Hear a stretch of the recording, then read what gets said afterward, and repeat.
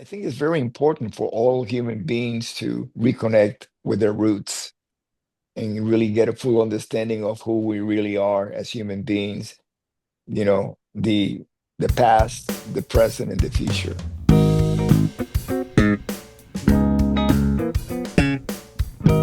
Hi, I'm Jon Liebman, and welcome to ForBassPlayersOnly.com. Great interview this week. Rudy Sarzo. You're going to love this one coming up in just a second.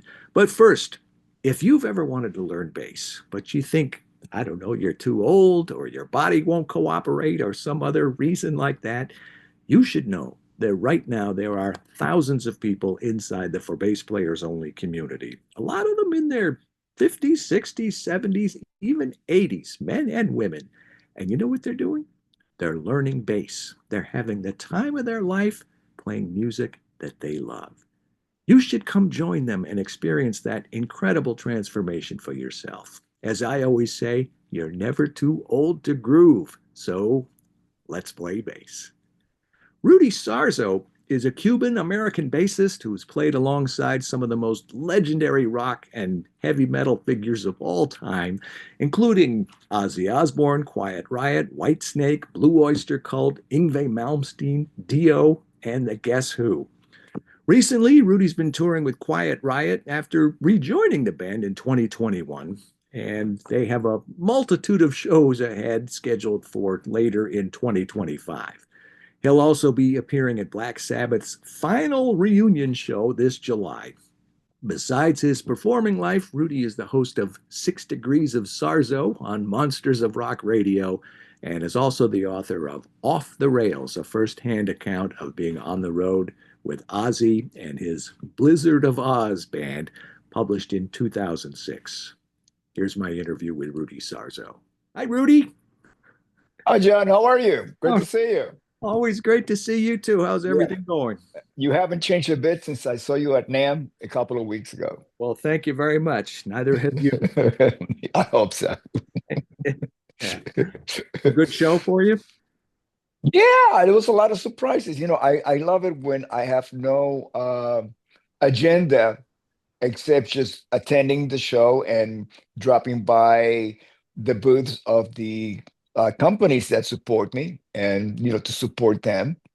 And then, but this one, my big surprise, which actually was a huge surprise, was Brubaker guitars.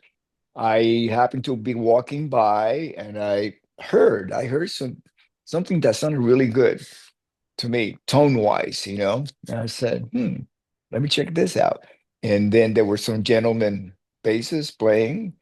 I checked it out. I said, okay, they were playing a certain technique. Uh, they were doing more of the slapping thing. And for me, I was looking for an instrument that would capture the sonic essence of the late 70s, early 80s, preamp, preamp. Uh, and I asked which of the basses was passive, and then I find out that they're swappable, all the electronics on the Brubaker basses. And so they give me the passive one, and I plug it in, and I just couldn't believe how wonderful it was. And it was weird because I got it immediately, and it was like, okay, I know I got up early this morning and I've been driving for like 3 hours. It's getting worse and worse in LA to drive, to Yeah. get to NAM. And this might be NAM euphoria.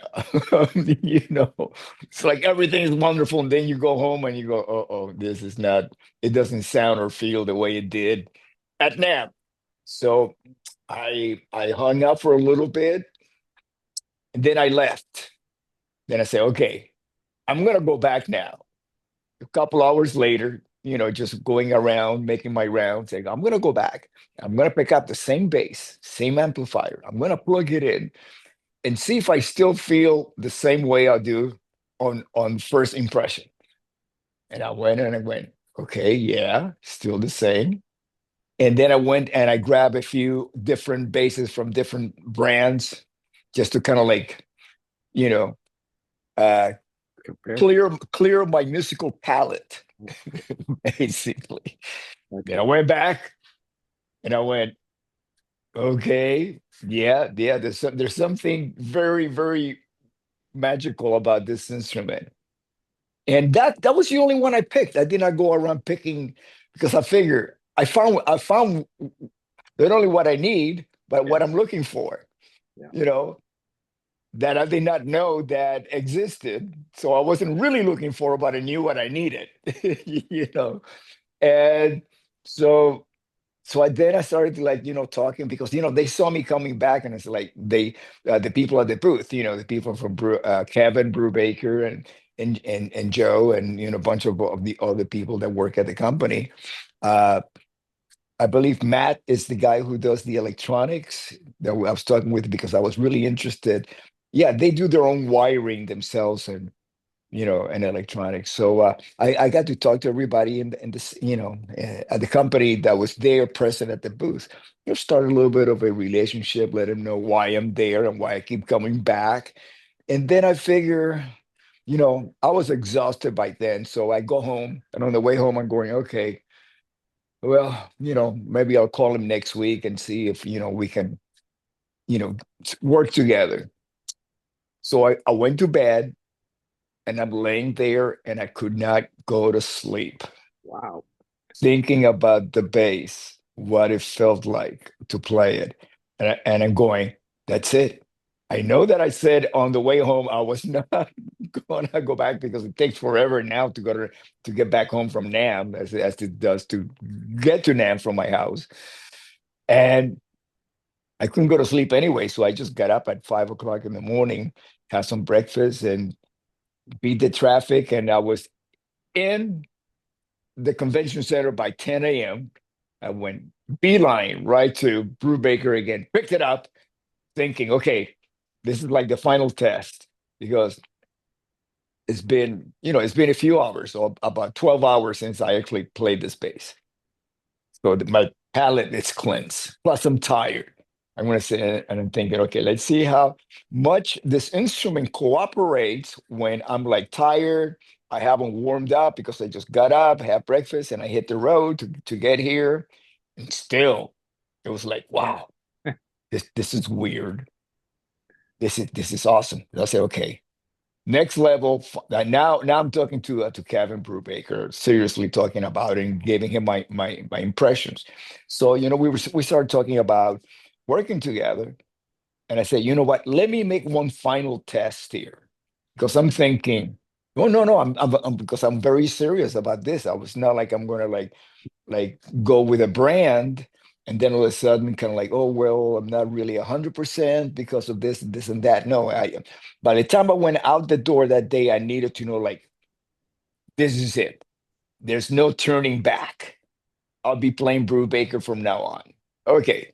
So what happens is I with them, I think it was with Joe, I went around to a few of the booths that had bass amplifiers just to see what it sounded like on a different amp. You really You know, kicked the tires out of that oh, thing. I sure did, man, because I was so impressed that I wanted to make sure, okay, I want to make sure this is not NAM euphoria. Yeah. That this is the real deal. You're not gonna marry a girl on the first date, you He's know. the right one. But how do you know? You Yeah. gotta make sure. And so we went to about 10 different brands, different booths, and finally uh I asked Dino Monocelos because I endorse Ampeg. He says, "Can I go by your booth upstairs and plug it in?" I told him I just plug it into a Rocket bass amp, which I'm familiar with. I have one, even though on stage I use the SVTs. But I did not need an SVT. I know what if this thing sounds like, because those Rocket, they sound to me like an SVT, a smaller SVT. It has that Ampeg sound, and that's all I need. I need to, as a reference, have that Ampeg sound. Doesn't have to be loud. Just make it sound. It has to sound like an Ampeg. Just plug it in, and no pedals, nothing. And I brought the bass, plugged it in. Took me like 10 seconds. Okay, we're done. It sounds like the bass plug into an Ampeg. and we sealed the deal. And then right there on the spot, I became a an official brubaker, I know Kevin bass, was very excited about it too, about having you on board, and he was showing what you were talking about, those swappable, yeah, with the, what was it, Dark Glass or Aguilar or Nordstrand or whatever you want. He's got them all all. of the They above. Yeah, pop yeah, out, pop right back in. yeah. Awesome. Bartolini's. I've been using Bartolini's, but uh, see, the reason why I use Bartolini is because with Quiet Riot recently, for the last 3 or 4 years, I went back with Bartolini's because Bartolini's was the preamp that I was using when I started playing Washburn. And I did like a few shows with that Washburn with the Bartolini pickups that were installed at Stars Guitars in San Francisco in 1982. I met with oh my God, what was the name of the gentleman that ran Washburn? Not Rudy. Rudy owned it. Bob. Was it Bob? No, Bennett. Okay. Bennett. Yeah, last name. Yeah. I his first name escapes me. And he comes over to me and says, "Here, well, how would you like to play this Washburn?"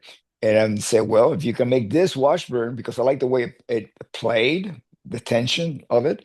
If you make this Washburn sound like this Music Man Saber that I'm playing with Ozzy, we got, we'll talk." So they took it away, and then like 2 shows before the last show of the Diary of a Madman uh, Continental US tour, the box arrives backstage, and I plugged it in during sound check, and I was blown away. And I'm looking at the electronics, and I read a letter that was included in the case from Stars Guitars, introducing themselves and explaining what was the modification that they did. And they put in Bartolini's preamps and pickups. And I used that bass on the recording of Speak of the Devil, and I used that bass on a lot of the Mental Health Quiet Riot session. Basically, see, because I went in to do just one song for what became the Mental Health record, you know, with Quiet Riot, a song called Thunderbird. And my gear was on its way to New York for that following week. We were going to start pre-production for the Speak of the Devil live at the Ritz Ozzy album. And so I didn't have my gear. So I brought with me my practice gear, which happened to be a Roland bass synthesizer. The first version, the one with the bass that looked like a coffee table, where I had like this stained brown, I have photos, so I got proof. So I, that's what and I thought, well, this is gonna sound good during Thunderbird because it's a ballad and I can get the oscillators a little bit out of tune and make it sound like a chorusing effect. I knew exactly the sound that I wanted to get. And back in the day, these are oscillators. They're not like thin, like presets or some or digital that you can dial in a number or keep a preset. They say, okay, I like that sound. I'm going to make that preset number 3. And then you can always go back to that. No, this is totally, you have to start from scratch. yeah, And when I started using that bass synthesizer on stage with Quiet Riot, uh, a lot of when we were playing club dates, because when we were first starting out, with the mental health record, yeah, a lot of times they would go out of tune because of the heat that the old-fashioned part cans will emanate, especially in low ceilings. So the unit would get really hot and start the oscillators would go completely out of tune. There was no way to tune it. I had a tuner, a pedal yeah, on top, right on top of that synthesizer, so I could like tune without the sound going out. right. It had that mute feature. So I was really trying to stay in tune, but it was impossible. So anyway, going back to the recording of that Mental Health record, uh, I recorded that Thunderbird with a synthesizer, and then the producer goes, Listen, we got time left on the session. Do you remember like Slick Black Cadillac, which is the only song that made it from the Randy Rhoads era of Quiet Riot to the Metal Health? And we played it, but then I couldn't use the synthesizer. It just wasn't even close. So I just there was a way that you could actually bypass the synthesizer and go straight to a one pickup that the bass has. And I went straight into it. Boom. Okay. And I figured, this is probably going to be a demo because I looked at the studio and it did not look like the Record Plant or Cherokee or any of those big studios in LA. It looked like like today's home studio, and that was supposed to be the studio that they're making a record. And then if there's ever a record comes out of this is gonna be recorded again. So I had no issues with that. With the bass not having the proper tone that I thought the track needed. And then they say, okay, do you remember they threw at me a couple of other songs that were songs from the band Dubrow, which is what Kevin put together after Quiet Riot ceased to exist when Randy left to join Ozzy. So at that, I was doing these tracks for Dubrow, not for Quiet Riot, and I was still a member of Ozzy. And so when I came back officially and I returned to the band, then I brought my gear in the studio so I could finish the record with the gear that had been in New York, Right. getting ready for the Speak of the Devil recordings. And then I opened my case for the Music Man bass, and the Music Man bass was gone. It got stolen in the studio. My Saber. So most of the rest of the tracking, I just did it purely with the Washburn, anyways. Yeah. Hey, the Brubaker bass that you fell in love Mhm. with, how much were you thinking about this is a great bass for Quiet Riot, or this would be a good bass for any of the, as opposed to this is a great bass for me and I could use it? Would you use a different kind of bass? I mean, you talked about pickups and tone and different kinds of basses. Once you find what Yeah. works for you and what you like, would you, going through your career, would you use the same bass for Ozzy and Quiet Yeah. Riot and all the others? Dio? Yeah. Yeah. That is a really good question because it allows me to share my perception from experience. Uh, I used to play one bass. I had one bass up until I joined Ozzy. That was my 67 Jazz. Now, what a 67 Jazz that I bought in 1967 when I was playing in bar bands and quinceañeras, parties and all that stuff back in Yeah, Miami. Okay, you were asked to play top 40. yeah. Now, top 40, you would play anything from Johnny Cash, Ring of Fire, to You Having My Baby, to Smoke on the Water, to Janis Joplin, to anything, funk. You would play Motown, whatever was on the radio, you played.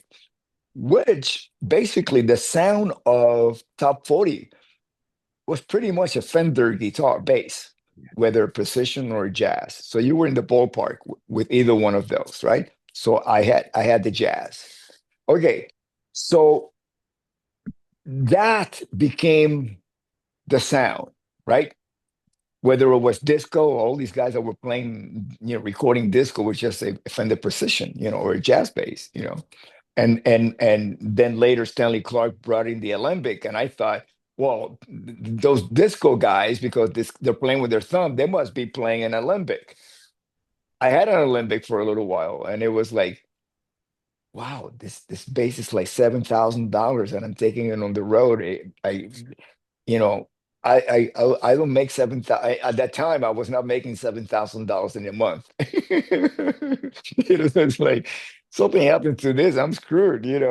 So so what happened was that as music, because back then that was rock. If you were a rock musician, you were expected to play anything from Sly and the Family Stone to Deep Purple. That's rock or Led Zeppelin, right? Okay, because it's all coming from the same roots musically, the blues, bass, rock and roll, Yeah. R&B. And by the 80s and especially the 90s, music got really specialize and sound. And if you were a heavy metal bass player, heavy metal got to my ears so far into one area that an analog bass, such as a Fender bass, by itself could not really represent the tonal identity of the band anymore. It had to sound, it got less like a bass and more like a lawnmower for me, or Volkswagen with really bad, engine problems. It didn't sound musical anymore. And I suffer from that because you're looking at the okay, I need to embrace the consciousness of this, bring it up to date, but it's not really representing sonically uh, the authenticity of what the original intention of the music was all about. So yes, I have very nice, beautiful. I have a 59 Fender Precision slab board. I took it out once. I got hives from worrying about it every time I travel with it, like freaking out. Because it's not just that the value, it's like there's only so many of them. This Yeah. is it. This thing gets broken. Like my Spectre, I have been playing a Spectre made in New York, and I had to check it in once, and it cracked at the nut. And fortunately, I was able to repair it myself because the crack was in a way that I did not even need a clamp when I put the glue, the tight bond that I use to fix it. It was the type of crack that if you wandered with the strings, it would actually tighten it because it cracked like this. Uh, Okay, here's the headstock and here's the crack. So if you wind the strings, the tension of the strings itself would tighten it and become like the clamp because they did not break this way. The headstock away from Yeah. the fretboard, Yeah. So yeah, I have a 1966 precision that Frankie gave me the day that he told me that he had pancreatic cancer. And I couldn't play the bass for a while because I associated his cancer with the bass, that I got that bass that day. So I needed to find a way how to get some joy associated with it, that it was a gift from him, a parting gift, basically. So now I play it. But there is something about having a 59 and a 66 that is all original, especially the electronics. Uh, Something about the magnets and the pickups, they get degraded, so they're not acting at the same as when they were brand new because the magnetic qualities are dissipating, with age, just like everything else. Magnets lose their Yeah, efficiency after a while. I guess that makes sense. yeah, yeah, yeah. Oh, yeah, they do. Okay. They do. And plus the wiring starts deteriorating inside and all of that. I mean, it's like a car. It's you want to keep all the original spark plugs and everything, but really you can't because they not only they wear out, even if you don't use them. I have some electronics that unfortunately I forget to remove the batteries Yeah. after I don't use them for a long time, and I open them up and it's like the battery is all leaking, and I have to like, oh shit, I gotta really clean this up with the Q-tip, and hopefully it would work again, because if any of the acid goes into the components, then you're screwed. I'm always very careful to unplug the cord from the base, even if it's a Oh pack. yeah, I just yeah, I just can't stand to look at it plugged in because it's yeah. on the battery. Or somebody might just Yeah, that's trip on the cord, and probably me. well, it happens. So yeah, with me, an instrument is kind of like that movie Final Destination. Think of all possible ways that your instrument can die. You know? So it's like so I'm always freaking out about leaving things. Is it leaning? No, no, don't lean it. Just put it in the stand. As a matter of fact, it's Yeah, I don't know if you see it. It's back there. There it is. Is it? You see it from there? seen it the whole time, just the headstock over your Yeah, shoulder. there it is. Okay. Oh Yeah. yeah. It slips with me. Okay. Uh, Hey, yeah, yeah, tell me a little more about what you're doing right now, because Quiet Riot got back together, and yeah. so tell me. Right now, I'm talking with you. Okay, little broader scope than that. A little broader. Beyond that, uh, Valentine's Day. Happy Valentine's to Happy everybody Valentine. watching. Yeah, and let's see. I bet yeah, we're picking it up. Quiet Riot in a couple of weeks. Yeah, we started kicking off the tour for 2025. I was invited to participate at the Back to the Beginning for Black Sabbath and Ozzy.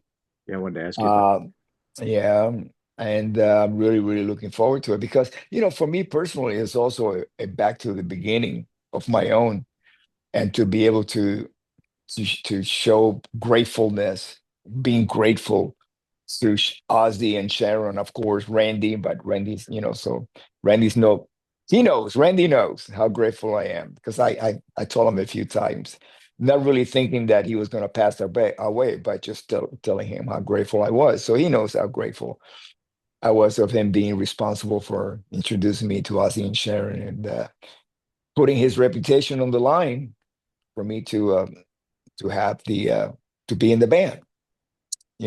So yeah, and it's going to be very emotional, Sure. you know This is like throughout. a reunion, though, It's one show. It's a charity show. but it's a uh, reunion from. yeah, yeah, from what I know, which is not a whole lot because there's a lot of moving parts to this show, so I'm not constantly prying, well, so what are we doing? No, I just whenever they need to let me know what's going on, I will know.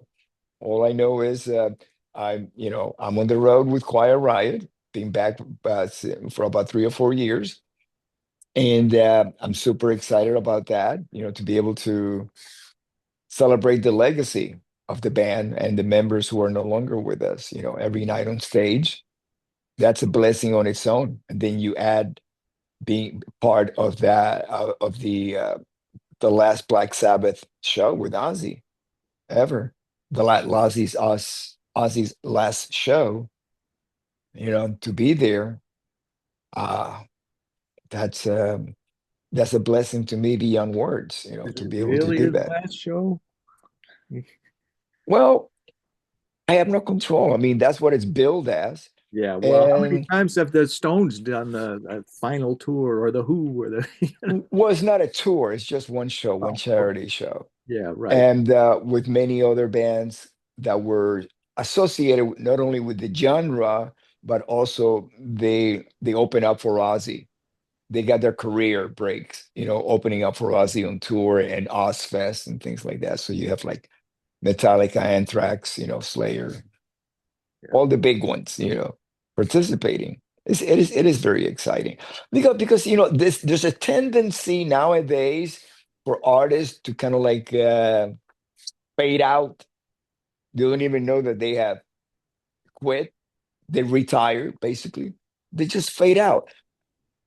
And going out with a bang, you can't fade out if you're somebody like Ozzy who lived his life larger than life. You know, everything was bigger than life. It's Ozzy. You can expect him to like quietly go into the into history. You know, no, he's got to go out with a huge freaking bang, probably the biggest bang ever. You know, he deserves it. He's When got is to that? do it. When is that show? July 5th, 2025. And who's gonna play the parts that Randy would have played? Oh, there's gonna be there on the poster. If anybody, on social media is interested finding out who's involved so far, I'm pretty sure they'll be adding on a couple of more bands and names. Uh, I mean, there's Jakey Lee has been invited to do it. Uh, from what I see on the bill is it says Ozzy Osbourne and then it says Black Sabbath. And from what I understand, whether Ozzy is the one who performs Ozzy's solo career music singing, or if it's other singers, there's going to be a lot of different singers there, from Billy Corgan to Sammy Hagar to the singer from Ghost, who's he has like all these names like Pope something, Yeah, so there's going to be plenty of vocalists to take over that and The, guitar players. the venue. It's called Villa Park. Villa Park is a stadium in Birmingham, England. Ah, okay. Very Yeah. nice. Hey, I want to talk to you about we've talked about playing bass and learning bass, and yet you said something I even made note of it from our first interview that we did, which was back in 2012. We did one more Mhm. recently in 2021, but I want to ask you because For Bass Players Only is really a bass instruction site. And right now, I've got people from all 50 states and I don't know, 50, 60 countries worldwide, people coming to For Bass Players Only every day to learn bass. And they're not career bound. They're not trying to, they're not aspiring to play sold out arenas to adoring fans around the world. They want to play some classic rock riffs or some blues shuffles or maybe some walking bass, maybe a little funk R&B. And a lot of times, most of the people that I'm attracting are in there, they're over 40 for sure. And a lot of them are older than over 40, in their 50s, 60s, 70s. I've got students in their 80s, men and women. And sometimes our arthritis kicks in, and sometimes tendonitis, or maybe recovering from surgery. So I wanted to ask what advice you could impart to those people. And the quote I was referring to, you said in our first interview, I'm a different bass player in every single band that I play in. I was a different bass player in Quiet Riot than I was with Ozzy or Whitesnake or Dio because my philosophy is I join the band. The band does not join me. And I really Yeah. like that quote a lot. But Yeah. I'm thinking, my goals when I was like 17 were all wrong. I wanted to play really fast and dazzle and Stanley Clark and Jeff Berlin and, all the Billy Sheehan, all of those things. But now, 40, 50 years later, lay down the root, lock in with the drummer, set the foundation for the band, make the music feel good. So I'm telling you all this just to give you a context because I want to ask you, what advice you have for somebody like I'm describing who wants to learn bass. Yeah. I have a certain music in my head. I mean, there is the music that I have a legacy with, that I go on stage and I perform with Quiet Riot. And then I will hopefully be doing one or two of those legacy songs at the Black Sabbath event. Hopefully. I have no idea. Whatever they ask me to do, I'm Right. open to do. But it would be nice, to revisit those songs. Uh, but outside of that, songs that are music okay, the type of music that doesn't even fit for anything that I'm known for, but happens to be part of my upbringing musically, because I was listening to Latin jazz back in Cuba even before rock and roll existed, you know. So that's in my programming, musical programming, you know. And there's certain harmonic structure to those songs and the role of the bass player within those songs, and to the point that as see, I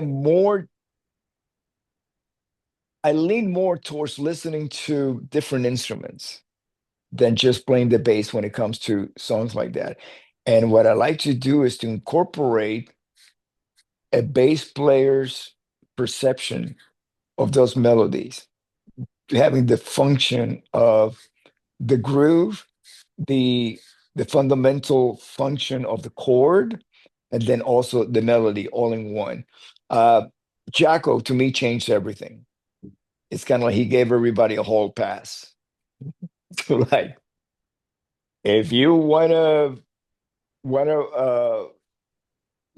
write music with just pans, those calypso pans, why not? Do it. It's in your head. Get it out. Put it down there.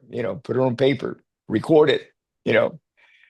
Uh, it was interesting because I grew up in the same era and neighborhood as Jacko was playing at.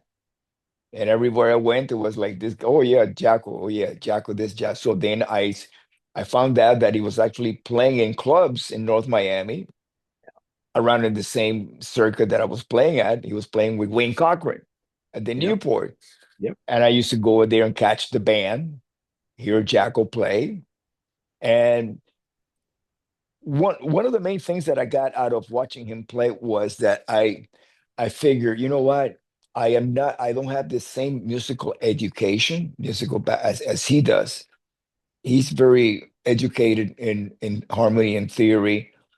I went to college and it was the process with the Alpha Academia was so slow that I was actually playing more advanced than I was learning in school. I couldn't catch up with myself with the curriculum. Mhm. So I quit that and went into mass communication. That became my next major in the next semester. And but I still follow Jacko and the whole scene. He changed the scene. He really influenced everybody. He gave everybody a little more freedom to.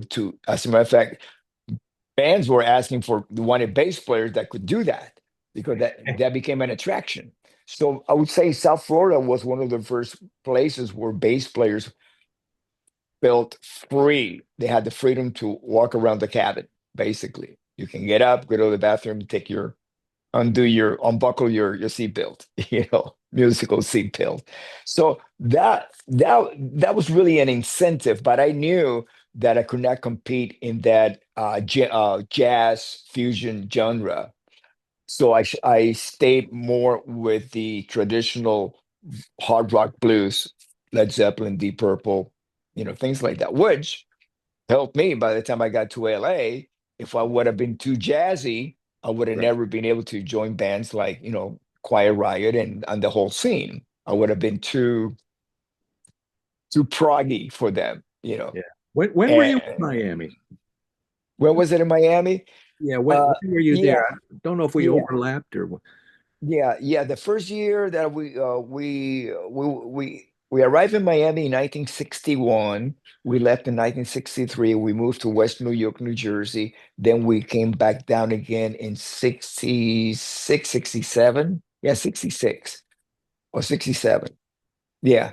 I'm trying to think because they have different junior high school systems up there than they did in Florida. Yeah. But yeah, I went through 3 years of, yeah, so I went to senior, junior, sophomore. So in 69. So yeah, it would be 66. We left in 66 and I joined the class of 67, uh, 69, 68, 67. Yeah, those were my 3 years at Memorial High School. Yeah, Stay, Miami. Yeah, stayed at after. Miami High. Miami High.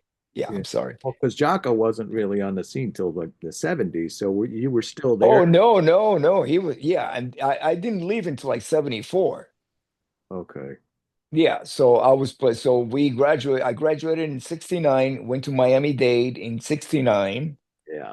and then I finished the school there, and then I had a couple more years, and disco came in, and I just went over to Chicago and started playing in the whole Chicago area. Because you brought back a lot of great memories in our first interview.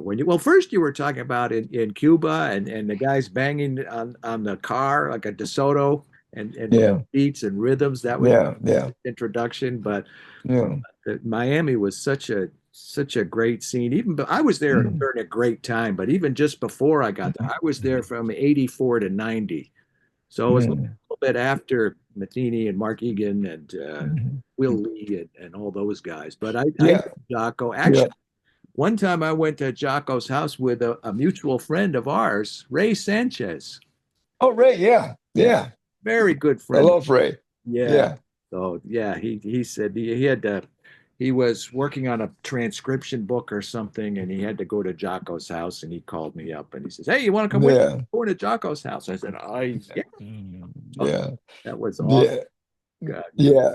Yeah, jamming. Will Lee. I mean, he and I, we actually were on the same quinceañera circuit in Miami. He was at a band called Warlock Okay. that later on turned into Gold Rush and he went from Gold Rush to Dreams up That's in New right. York. He, Yeah, yes, he told me that yeah, story. Yeah, yeah. yeah, You mentioned also Ira Sullivan in our first yeah, interview. God, he was incredible. I used to play with him. yeah. You brought back Really? a lot of, yeah, every week. I think Yeah. in a church. I saw him with Jacko at the campus, the University of Miami campus, at a sandwich shop named the Lion's Share. The Lion's Share. Right? They had like subs, meatball sandwiches Yeah. and Well, when I was there was a place called the Rathskeller. Everyone just called uh, it the Rat. Going to the the Rat. rat. Going to the Rat. Hey, let me ask you, because you told me a couple of cool things you have coming up, but what about beyond that, or as far as you can see in the future? Is there something else you've done an awful lot? Is there anything else you've always wanted to do but you haven't done yet? Or is there something that, someday I'm gonna anything like that? Yeah, yeah. I want to feel educated enough in certain genre of music so I can record it because I already have the compositions, but it's just a matter of as a soloist, how to be able to deploy soloing and thumping and so on the bass to a level that matches what I believe the compositions have, And I'm doing it as a challenge and also as a creative fulfillment. you know, this probably will not be for commercial consumption. It will just be something that I do on my own. But that's how it starts. We do things for ourselves, and then people pick up on it. Hopefully. You were talking about your love for Afro-Cuban music. You told me uh, in our first interview that you had a dinner coming up with Chucho Valdez, and you were talking about doing something together with him. Did anything ever come of that? no, no. That was a long time ago. That was invited to an event where he was going to participate, and it's when you have like musicians who are traveling from foreign countries. Uh, Especially, I mean, this is like years ago, almost 20 years ago that we had that conversation, or 2012, Yeah. about 14 years ago. Okay. And, there's like plans, and then the plans can be a little, they're not fully executed because there's so many different reasons. So, but yeah, I mean, I'm still on the same bandwagon. It's really, I think it's very important for all human beings to reconnect with their roots and really get a full understanding of who we really are as human beings, the past, the present, and the future. Have that connectivity. What about what you said just a few minutes ago about putting together and taking from the different styles and interpretation, the way you explained it? Was it a particular style of music? I thought maybe you were leading up to Afro-Cuban music. Is that correct, or was there some other style you were referring to? It's I when I was when I first heard music, nobody told me what it was. It was music. They did not give it a category. We were in Cuba, and there was a lot of percussion in the band, in the music. So it's the stylized was Afro-Cuban, and that was like everywhere you go, that's the sound. It's like going to New Orleans, and everywhere you go is like it has that New Orleans sound, jazz, you know. And so in Cuba was the same thing. It wasn't until, you know, for me, it wasn't until I was actually playing with the Guess Who, because the Guess Who were the most authentic British invasion era band that I ever played with. Yeah, I can't think of another one. Blue Oyster Cult was more of a 70s, later on with a little proggy leanings to it. But the Guess Who was very well known for like that being the Canadian Beatles, you know. Yeah. Yeah. And so at the core of it, there's a certain way to play that music. And a few weeks after being in the band, uh, I had a conversation with some of the guys in the band, and they expressed that for me to play a little bit different than I am used to playing, more on the beat, which is that traditional, from Little Richard through and get ten ten ten ten ten ten, just keeping On the beat right as on the opposed beat. to what? Were you playing old Oh, school or when you play Afro-Cuban, you got the tumbao, you got the it's leaning back, leaning forward. You're not really, and you got like different instruments. They're not in sync, all of them yeah, on a grid, each one of them, because it's tribal. And now, if you're talking tribal music, it's not just music anymore. It's a conversation with the supernatural, with a higher power.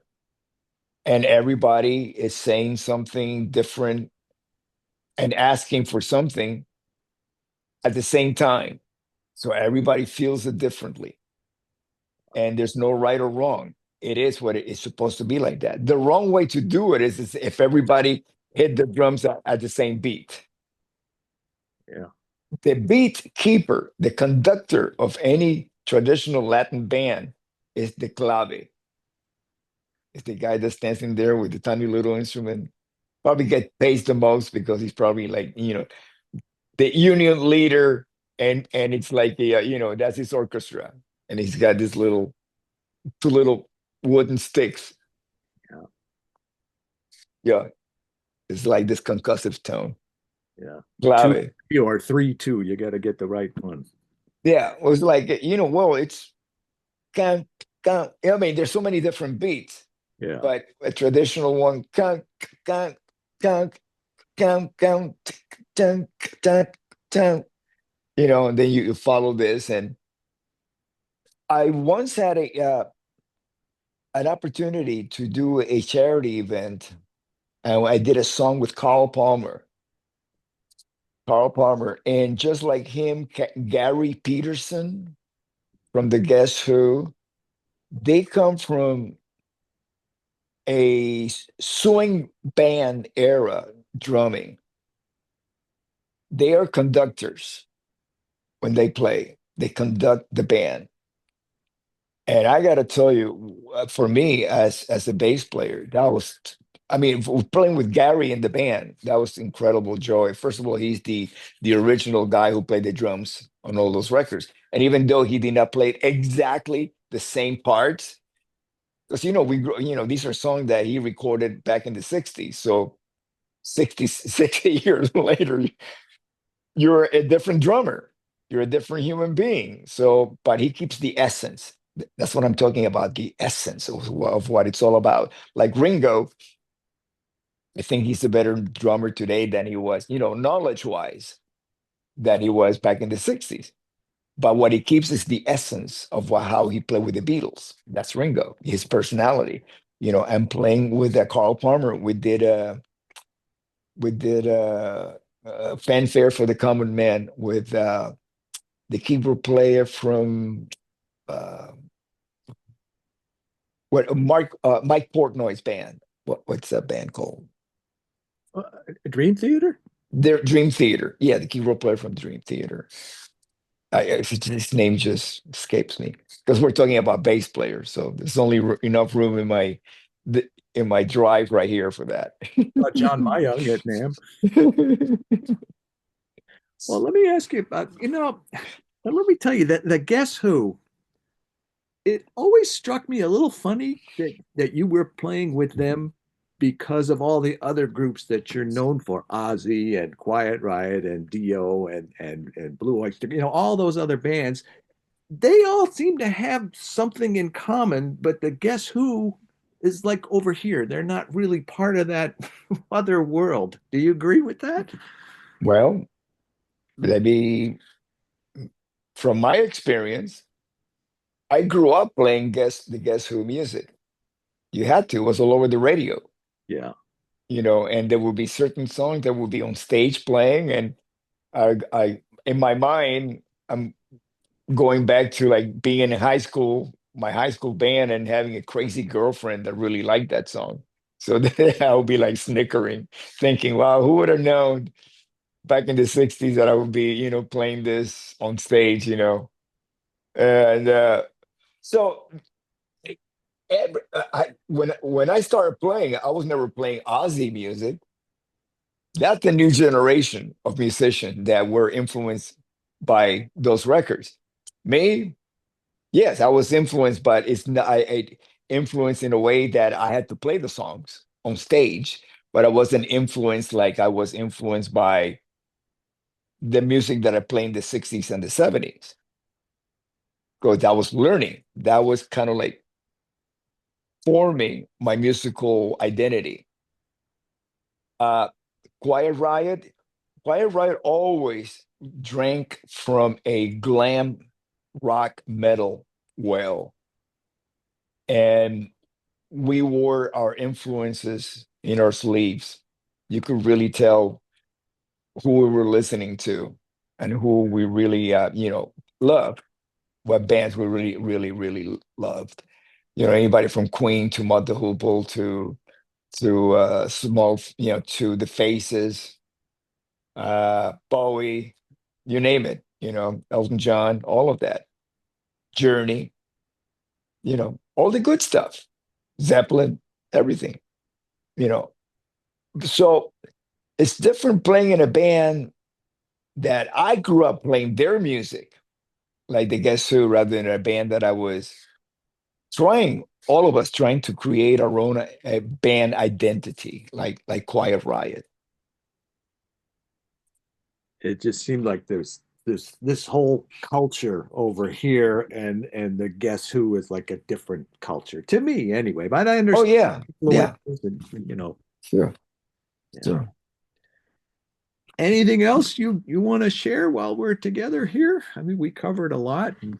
Cover a lot. Yeah, always a pleasure to talk to you. Yeah, Thank you. You as well. Well, what would you be if you were not a bass player or a musician at all? Something outside of music. homeless, Okay. talking to myself, walking down the street. Yeah, Well, it's I mean, it's really, I knew what I wanted to be 61 years ago, February 9th, when I saw the Beatles performing in 1964 yeah. on Ed Sullivan. That was the big bang for me. And, new generations will never get it. Having an event that was so cosmic that it affected that generation. Kids, I had just turned 13 when that happened. And the fact that the Beatles playing on Ed Sullivan on February 9th became the light at the end of the tunnel for my generation after having lost John F. Kennedy just a few months before in November of 1963. And we needed to heal somehow. And that was our first little band-aid that we got that grew into a scar that eventually still there, but it doesn't hurt us much anymore. Beautifully said. I just paused for effect. I wanted that to sink in for a little bit. Yeah. Rudy, it's always great talking with you. Thank you so much for spending this time and sharing all your stories and your insights and your advice and your everything else. Much and very much appreciated, very enjoyable. Thank you so much. Yeah, such a pleasure. Thank Take you. care. Yeah, Our paths will cross soon and often. It's always great running into you. always. God bless you. Thank you, my friend. You too. Thank you. Thank you. What a great interview. Love Rudy, love his bass playing, love his stories. Always great getting together with him. If you've ever wanted to learn bass, but you think maybe you're too old or your body won't cooperate, let me tell you something. Right now, there are thousands of people inside the For Bass Players Only community, people of all ages. And you know what they're doing? They're learning bass. They're having the time of their life playing music that they love. You should come join them and experience that incredible transformation for yourself. As I always say, you're never too old to groove. I'll see you right back here next week, same time, same place, with another bass player interview. In the meantime, I'm Jon Liebman. Let's play bass.